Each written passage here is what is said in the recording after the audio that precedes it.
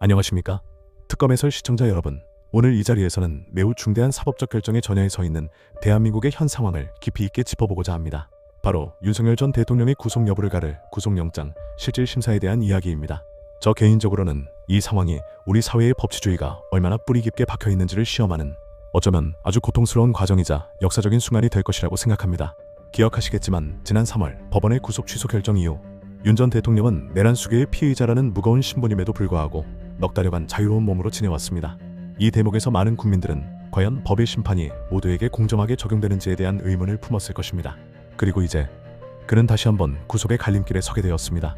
내일 7월 9일 오후 2시 15분 서울중앙지법에서 윤 전 대통령의 구속영장 심문이 열립니다. 윤 전 대통령은 서초동 자택에서 차량으로 이동한 뒤 법원 지상 출입구로 걸어 들어갈 예정입니다. 이 짧은 이동거리와 대중 앞의 모습을 드러내는 순간은 단순한 이동 이상의 의미를 가질 것으로 보입니다. 신문이 열리는 321호 법정은 과거 박근혜 전 대통령 역시 파면 이후 구속되어 거쳐간 곳이죠. 상징적으로도 역사의 반복이자 무게감이 느껴지는 장소입니다. 특히 이번에는 박 전 대통령 때와 달리 취재진의 근접 질문이 허용된다는 점이 이례적이며 주목할 만한 대목입니다. 이는 어쩌면 사법부가 국민적 알 권리에 부응하려는 최소한의 시도일 수도 있고, 혹은 이 모든 과정을 투명하게 공개함으로써 불필요한 의혹을 잠재우려는 의도가 담겨 있을 수도 있습니다. 저는 이 순간이 국민들에게 윤 전 대통령의 직접적인 모습을 통해 그의 태도를 판단할 기회를 제공할 것이라 봅니다. 만약 예정대로 출석한다면 재판을 맡은 영장 전담판사 앞에서 최후 진술 기회도 주어집니다.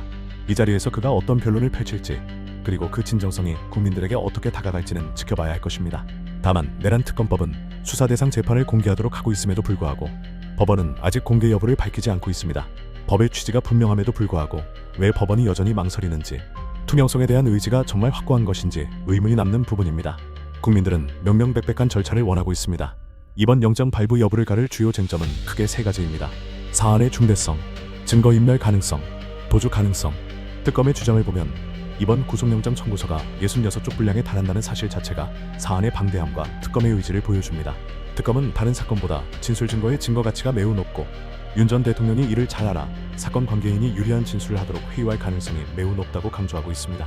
이 주장은 단순히 증거인멸 가능성을 넘어 전직 최고 권력자가 가진 영향력이 수사에 미칠 수 있는 심각한 왜곡 가능성을 지적하는 것이어서 매우 엄중하게 받아들여야 할 부분입니다. 특검은 또한 윤 전 대통령이 혐의를 계속 부인하고 있다는 점도 구속 필요성을 주장하는 근거로 내세울 것으로 보입니다. 반면 윤 전 대통령 측의 반박은 주요 혐의인 체포영장 집행저지와 관련해 이미 한 차례 법원의 구속 취소 결정이 있었다는 점을 부각시키는 데 집중할 것으로 보입니다. 또한 특검의 소환에 계속 응해왔으므로 구속이 필요하지 않다는 점을 펼칠 것으로 예상됩니다. 하지만 지난 구속 취소 결정이 과연 이번에도 동일하게 적용될 수 있을지, 그리고 소환에 응하는 것